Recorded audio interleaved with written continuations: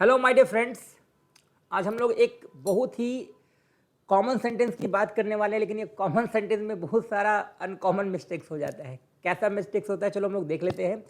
Sentence है वह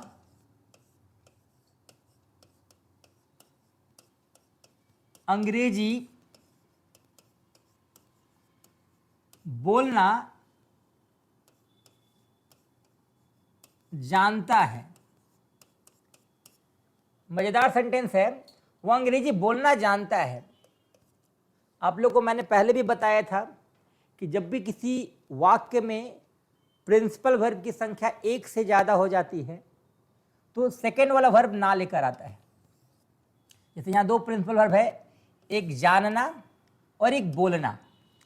तो पहले जानेंगे तब तो बोलेंगे, है ना। जैसे वो क्रिकेट खेलना जानता है तो पहले सीखेगा क्रिकेट तब तो खेलने का काम करेगा। तो यहाँ दो वर्ब है, एक जानना है और एक बोलना है। तो जो पहला वर्ब हो जाएगा जानना हो जाएगा, सेकेंड वर्ब जो हो जाएगा बोलना हो जाएगा। चूंकि बोलना के अंत में ना है तो इस ना का इंग्लिश टू होता है, तो बोलना का इंग्लिश टू स्पीक हो जाएगा। ऐसा नहीं कि बोलना का इंग्लिश स्पीक होता है। कुछ बच्चे हट कर जाते हैं, नहीं सर बोलना का मतलब स्पीक ही होता है। तो बताओ बच्चे, अगर मैं सेंटेंस लिखता हूँ आई स्पीक, तो क्या इसका हिंदी होगा मैं बोलना हूँ? मैं बोलना हूँ होगा? बिल्कुल नहीं होगा। मैं बोलता हूँ होता है। तो स्पीक का मतलब बोलता हूँ ना, तो बोलना जो होता है उसका मतलब होता है टू स्पीक। और टू कब लगता है? जब किसी भी वाक्य में वर्ब की संख्या एक से ज़्यादा हो जाए। जैसे मैं बोलता हूँ ना I want to speak, I try to go. तो जब भी वर्ब एक से अधिक होता है तो हम लोग टू का प्रयोग करते हैं। यहाँ भी वर्ब एक से अधिक है तो हम लोग टू का प्रयोग करेंगे। लेकिन गड़बड़ी क्या होगा समझना, अगर हम इसका स्ट्रक्चर लिखते हैं तो निश्चित तौर पे ये सिंपल प्रेजेंट है, और प्रेजेंट का वर्ब क्या होता है? V1 और V5 होता है। जहाँ V5 का प्रयोग हम लोग ही, सी, इट नाउन के साथ करते हैं, और V1 का प्रयोग हम लोग आई, वी, यू दे के साथ करते हैं। क्योंकि यहाँ दो वर्ब है, मेन वर्ब जानना है, तो जानना का इंग्लिश क्या हो जाएगा? नो, और नो का वर्ब 5 क्या हो जाएगा? Knows, KNOWS। अब बच्चे गलती क्या करते हैं, यहां पर तुरंत 2 + V1 लगा देते हैं और आगे पीछे ले लेते हैं सब्जेक्ट और ऑब्जेक्ट। तो समझना ये सेंटेंस जो है वो एरर है। निश्चित तौर पे आई वॉन्ट टू स्पीक होता है, आई वॉन्ट टू स्पीक होता है, ट्राई टू स्पीक होता है, लेकिन आई नो टू स्पीक नहीं हो सकता है, या ही नोज टू स्पीक नहीं हो सकता है। क्यों नहीं हो सकता है?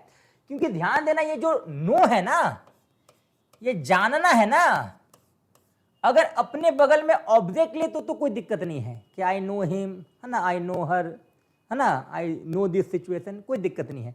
नो के बगल में ऑब्जेक्ट हो तो कोई दिक्कत नहीं है। लेकिन अगर नो के बगल में कोई वर्ब आता है ना बच्चे, तो ये अपने आप में क्वेश्चन को पूछता है।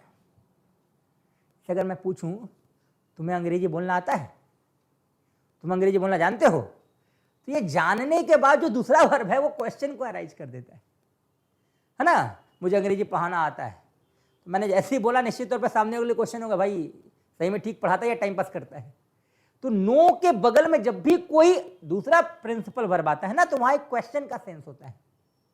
उसे कार चलाने आता है, उसे कार चलाने आता है। निश्चित तौर पे ये किसी का प्रश्न था जो मैंने उसको जवाब दिया, और जब मैं जवाब दे रहा तो भी किसी के मन में डाउट है कि सही में इसको आता है कि नहीं आता है। वह खाना बनाने जानती है, ये सवाल में ही, मतलब ये सेंटेंस में क्वेश्चन है। तो याद रखना, नो के बगल में जब भी कोई वर्ब हो तो वहां एक क्वेश्चन का सेंस अराइज होता है, और उसी क्वेश्चन के सेंस के लिए हम लोग हाउ का प्रयोग करते हैं। किसका? हाउ का। अब बच्चे बोलेंगे सर हाउ क्यों सर, वाई क्यों नहीं सर, व्हेन क्यों नहीं सर, वेयर क्यों नहीं, हाउ ही क्यों? देखो हाउ जो है ना, अंग्रेजी में सबसे पावरफुल क्वेश्चन वर्ड होता है। क्योंकि हाउ आप जब लगाओगे ना, तो हाउ का मतलब ये होता है कि वहां आपको डेमो दिखाना पड़ेगा। जैसे अगर मान लो कोई किसी की, मतलब कोई गलत काम करता है, मर्डर करता है मान लो, तो वो रीजन झूठ बता सकता है क्या, इसलिए हम मर्डर कर दिए। डेट झूठ बता सकता है कि भाई इतना तारीख को हम मर्डर किए, है ना। लेकिन अगर आप उससे पूछोगे कैसे मर्डर किए, है ना, तो वहां पर उसको डेमो दिखाना पड़ेगा किसी को। तो हाउ एक ऐसा शब्द होता है ना जो एकदम मतलब प्रूफ मांग लेता है ना। जैसे बोलते भाई हम पहाड़ पे चढ़ गए, हम हिमालय पे चढ़ गए, तो झूठ बोल सकता है कि इतना तारीख को चढ़े थे, है ना, इतना बजे चढ़े थे, इस रीजन से चढ़े थे। अब आप उसको ये बोलोगे कि भाई ठीक है चढ़े थे, तो कैसे चढ़े थे बताओ। तो जब कैसे बोलो तो उसको डेमो दिखाना पड़ेगा। तो हाउ जो है वो एक बहुत ही पावरफुल क्वेश्चन वर्ड होता है। क्रिकेट में भी जब बॉलर अपील करता है तो बोलता है हाउ इज दैट। हम लोग जब छोटे थे तो सोते थे बोलते थे आउटडेट। बोलता है क्या यार, आउटडेट कोई सेंटेंस है नहीं। वो हाउ इज दैट को अंग्रेजी लोग जब बोलता है तो थोड़ा अलग टाइप का लगता है, हाउ इज दैट। तो हम लोग लगता है भाई ये पूछ क्या रहा है। तो हाउ क्या एक स्ट्रॉन्ग क्वेश्चन वर्ड है। तो जब भी अंग्रेजी में डाउट होता है तो हम लोग स्ट्रॉन्ग क्वेश्चन वर्ड हाउ का इस्तेमाल करते हैं। यहां नो जो है डाउट को क्रिएट करता है, इसलिए नो के बगल में हम लोग यहां हाउ का प्रयोग करेंगे। अब जो स्ट्रक्चर होगा वो इस प्रकार होगा, subject plus no plus knows, क्योंकि ये क्वेश्चन अराइज करता है और पावरफुल क्वेश्चन कौन है, हाउ है। तो हाउ हम लोग को यहां लेना होगा। इसके बाद 2 plus V1 plus object, structure हमारे सामने है, हाउ क्यों लगा मैंने भी बताया। अब इसको हम लोग ट्रांसलेट करेंगे तो सेंटेंस हो जाएगा ही कमजोर है, इसको विटामिन एस चाहिए। तो नो का वर्ब फाइव क्या हो जाएगा, knows. He knows, question arise हो रहा है तो हम लोग क्या लगाएंगे, how. He knows how to, क्या कर रहा है भाई, हाँ बोलने का काम कर रहा है ना। तो ही नोज हाउ टू क्या, स्पीक इंग्लिश।